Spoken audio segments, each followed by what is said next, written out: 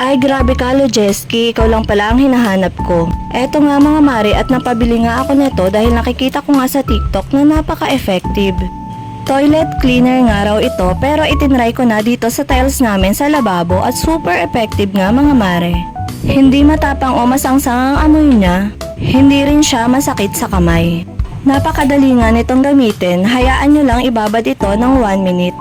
Pero sa ganitong matitindi ang kulay o napakaruming mga CR or for heavy stains, increase the dosage and let it sit for 10 minutes. Keep pets or children away from the toilet during this time mga mare. Scrub-free cleaner nga ito mga mare, as in hindi mo na kailangan itong scrub. Iwanan nyo lang at talaga namang puputi na ito mga mare. Yun nga lamang sa kaso ng CR namin na bihira ako maglinis dahil may work, hinayaan ko ito ng 15 minutes. At yan nga hindi ko pa binabrush ay talaga nang nawala ang mga dumi. Pero syempre kailangan ko tong i-brush para mas malinis. At tada, tignan nyo ang resulta. Teden, ganda, linis.